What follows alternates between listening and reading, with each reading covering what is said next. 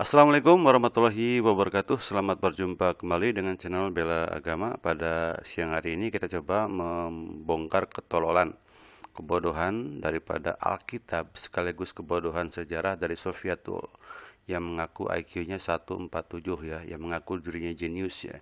Di sini kita coba ya, di sini dia baku hantam sama Farhan tentang eksistensi Samiri dan penyembahan terhadap emas lembu betina. Ya, apakah benar dalam Quran itu adalah sesuai dengan Alkitab? Apakah benar itu Samiri atau siapa? Di sini kan si Sofia itu bertanya, apakah Anda percaya dengan Quran Anda bahwa Samiri membuat lembu emas? Kata si Farhan, saya percaya. Kenapa percaya? Ya karena Quran itu tidak ada yang salah kan. Sadaqallahul azim, maha benar Allah dengan segala firman-Nya. Kamu percaya itu nama Samiri? Nah, disitulah mungkin yang sifatnya debatable kan. Tetapi di sini Sofia itu menunjukkan ketololannya bahwa dia tidak paham bahwa Samiri itu sesuatu yang sudah ada dalam Alkitab dan diperkuat oleh Al-Quran, bahkan dibersihkan. Lagi ya, Quran memberikan klarifikasi tentang adanya Samiri gitu ya, orang yang membuat penyembahan-penyembahan selain kepada Allah dan bukan Harun sebagaimana dituliskan dalam Taurat. Nah, itulah Islam mungkin mengkritik ya bahwa bukan Harun, nggak mungkin Harun membuat penyembahan-penyembahan selain kepada Allah.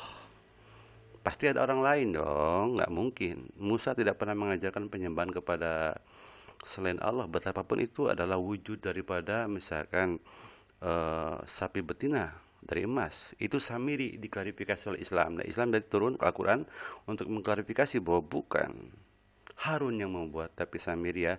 Namun demikian, kita coba dulu bongkar ya ketololan daripada si Sofiatul yang tidak paham tentang Samiri itu apa, penyembahan kepada sapi betina itu secara sosiologis kulturalnya gitu ya. Ada nggak gitu kan, demikian ya. Oke, next.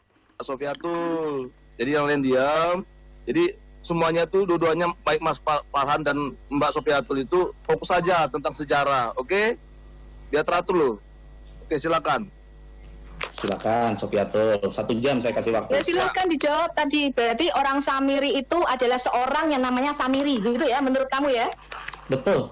Yang Betul? membuat di dalam Al-Quran yang membuat patung apa patung itu adalah Samiri. Ya, apa yang dikatakan Farhan itu benar ya. Jadi Quran tidak memberikan penjelasan lebih jauh. Sebutnya Samiri. Adapun mungkin para ulama menyebutkan itu namanya Musa bin apa, itu terserah daripada penafsir Quran. Di dalam Quran disebutkan ini ya, Al-Quran atau Haya ayat 85, qala fa inna qad tafatanna qaumaka mim ba'dika wa adallahum Samiri. Dan Allah berfirman, sungguh kami telah menguji kaummu setelah engkau tinggalkan, dan mereka telah disesatkan oleh Samiri. Begini settingannya. Musa akan naik ke Gunung Sinai, membawa anak buah dia, ajudan yang bernama Yosua ya. Kemudian berkata kepada adiknya atau saudaranya Harun, Harun, kamu gantikan posisiku sebagai nabi. Aku akan pergi selama 40 hari 40 malam ya. Oke, jangan biarkan mereka tuh menyembah. Tapi orang-orang yang dibawa hijrah atau apa eksodus dari Mesir ke tanah perjanjian ya, meskipun belum sampai ke tanah perjanjian, meminta kepada si Harun, wahai Harun, berilah sesuatu yang bisa kami jadikan sebagai simbol ketuhanan yang dapat saya sembah. Harun tidak punya otoritas untuk itu. Tetapi Samiri datang hadir gitu loh. Namanya Musa juga, Musa bin apa gitu ya. Di sini ya Samiri itu ya namanya adalah Musa juga ya. Di sini ya. Nah ini Musa bin Jafar. Musa bin Jafar atau dari Samaria itu namanya Samiri. Jadi Samiri itu sebetulnya nama, tapi lebih cocok julukan. Musa bin Jafar dari Samaria, namanya Samiri. Samiri itu sebuah nama yang menurut para ulama, itu ada beberapa ulama mengatakan dia itu berasal dari Samiri. Samaria. Apa Samaria? Samaria lah orang-orang Israel yang eksodus dari Babilonia, ada di sebelah utara ya. Ada di sebelah utara daripada orang Yahudi itu loh. Nah, sebutannya Samiri ya. Namanya Musa bin Jafar. Ini pun hasil terjemahan atau tafsir Al-Quran ya.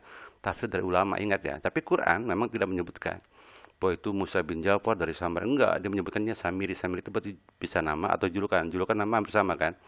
Nama atau julukan, demikian ya, fakta. Nah, kemudian Musa turun Setelah 40 hari 40 malam, tahu-tahu anak buahnya umatnya sudah menyembah daripada sesembahan baru. Yaitu apa? Yaitu sapi betina tadi yang terbuat dari emas, yang buatan si Samiri. Demikian ya. Oke, next. Coba di sini. Nah itu benar nggak? Sesuai dengan fakta nggak? Kalau di Al-Quran adalah kami sebagai Muslim meyakini kebenaran. Itu satu. Yang kedua aku tanya, bagaimana Allah bisa berkata dirham? Oke, demikian ya. Mari kita bongkar sekarang. Siapa Samiri? Sebab Samiri itu bisa gelar, bisa nama ya. Namanya Musa bin Ja'far Samaria. Oke, apakah dalam Bible ada? Dalam Bible ada ini ya, anak lembu. Ya, anak lembu emas ya, anak lembu emas atau egel Zahaf ya, adalah berhala yang dibuat oleh bangsa Israel ketika Musa naik ke Gunung Sinai. Menurut kitab Keluaran ya, Keluaran 3:24 ya, anak lembu emas ini dibuat oleh Harun. Nah, ini jadi masalah untuk menuruti keinginan bangsa Israel ya, karena orang Israel itu minta simbolisasi Tuhan itu mana sih bentuknya, dia ingin menyembah Tuhan yang berbentuk itu loh. Sedangkan Al-Quran mengatakan dia Samiri. Saya lebih cocok bahwa Quran diturunkan maksudnya untuk mengklarifikasi bahwa bukan Harun sebagaimana yang dalam Taurat Keluaran itu, tapi adalah yang benar adalah Samiri, orang-orang dari Samaria. Kenapa tidak mungkin? Kan saya tahu namanya ulama-ulama, itu para pendeta, pastor itu dulunya harus daripada keluarga Harun. Mereka disumpah ya sebagai keluarga Harun. Mungkinkah keluarga Harun mencoreng dirinya dengan menyembah Tuhan selain Allah? Nggak mungkin. Maka Quran diturunkan untuk mengklarifikasi Taurat. Apa yang ditulis Taurat itu tentang bahwa yang membuat itu Harun salah. Yang benar adalah orang yang dari bangsa Samaria gitu ya. Demikian. Nah sekarang fakta, apakah benar bahwa orang-orang itu menyembah berhala daripada mana? Sapi betina ini, dan adalah merupakan penyembahan mereka ketika mereka ratusan tahun di tempat eksodusnya di Mesir. Ya ada di sini, saya ambil dari sini ya, dari Pak Babang Tursana menyebutkan seorang nama yang bernama Theophania. Silakan. Jemaat seneng apa enggak? Sudah ndak usum itu. Seneng orang seneng rumono ini firman Tuhan. Atos keletaan empuk telan itu. Karena apa ini penting supaya kita tidak mengulangi lagi kesalahan demi kesalahan. Kemudian apa yang dirumuskan? Kata Tritunggal itu tidak mulai muncul dari abad-abad akhir, enggak. Akhir abad pertama, pertengahan abad pertama, Theophilus dari Antioquia sudah bicara tentang Triados. Theophilus. Oke, kita coba siapa Theophilus ya. Theophilus ya dari Antioquia. Dia menyebutkan sebuah kitab atau sebuah surat ya yang menyebutkan bahwa memang orang-orang daripada Mesir menyembah daripada sesembahan yang juga disembah oleh bangsa Israel ketika Eksodus. Ini ya faktanya, mana ya? Sudah saya hitamkan. Nah, di sini. Dengan memperjelas jangkauannya, Theophilus memperkuat pendirian dalam menentang penyembahan berhala yang kafir. Ia menulis, haruskah saya ceritakan lebih jauh dan lebih lebar panjang tentang sejumlah besar binatang yang disembah oleh orang-orang Israel, baik reptil, ternak, dan binatang buas, serta burung dan ikan-ikan sungai. Nah, demikian ya. Jadi fakta orang Yahudi kontaminasi dengan penyembahan orang Mesir, ya, diantaranya lah menyembah binatang. Apa binatangnya? Ya diantaranya adalah penyembahan daripada lembu sapi betina tadi ya di sini ya. Di sini pun dikatakan bahwa memang sapi betina itu adalah merupakan sesembahan daripada Bani Israel yang terpengaruh oleh orang-orang di Mesir ya, ketika mereka itu Eksodus, sebelum mereka itu dibawa kembali ke tanah perjanjian oleh Musa. Demikian ya. Jadi itulah fakta bahwa si Sofia itu tidak paham tentang sejarah, juga tidak paham tentang kritik Alkitabnya. Siapa yang sebenarnya membuat daripada sapi betina? Kalau yang dibikin sapi betina itu adalah siapa? Harun. Maka mungkinkah Harun adalah seorang nabi? Mungkinkah Harun adalah sosok pembesar daripada orang-orang Yahudi ya, orang-orang yang menjadi rabi-rabi itu wajib dari bangsa Lewi. Ingat ya, rabi-rabi wajib dari bangsa Lewi. disumpah sebagai bangsa Lewi. Bangsa Lewi tidak kebagian tanah. Selebihnya yang 11 bangsa dapat tanah, bangsa Lewi tidak diberi tanah, tapi mereka dikhususkan menjadi seorang pendeta atau rabi dan dapat perpuluhan. Mungkinkah tokohnya yaitu Harun membuat sesembahan selain Allah yang adalah dimarahi atau dilarang oleh Tuhan, dan Musa memberikan pesan kepada Harun, jangan kamu membuat sesembahan selain Allah, kan gitu.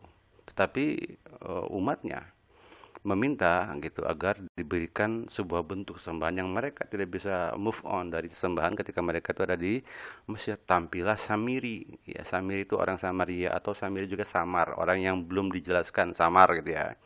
Demikian ya, itu faktanya. Jadi apa kesimpulannya? Quran memperjelas tentang fakta dalam Alkitab bahwa ada penyembahan orang Bani Israel terhadap sapi betina. Oke. Yang kedua, Quran mengklarifikasi bahwa yang membuat patung itu bukan yang terhormat ya, yang dihormati oleh semua bangsa baik Israel maupun Kristiani maupun Islam, yaitu Harun. Ya, Aaron itu kan tokoh daripada rabi-rabi pendeta, tidak mungkin dia, tetapi Alkitab menuliskan bahwa dia yang membuat. Quran mengkritik, bukan Harun yang membuat adalah Samiri. Siapa Samiri? Bisa nama, bisa gelar. Saya lebih condong dia gelar ya, tapi gelar sama nama hampir sama kan. Oke, sekali demikian saja, itulah kira-kira klarifikasi kita tentang masalah diskursus baku hantam antara si Sofiatul dengan si Farhan tentang Samiri dalam Al-Qur'annya. Mudah-mudahan dapat bermanfaat. Billahi taufiq wal hidayah. Wassalamualaikum warahmatullahi wabarakatuh.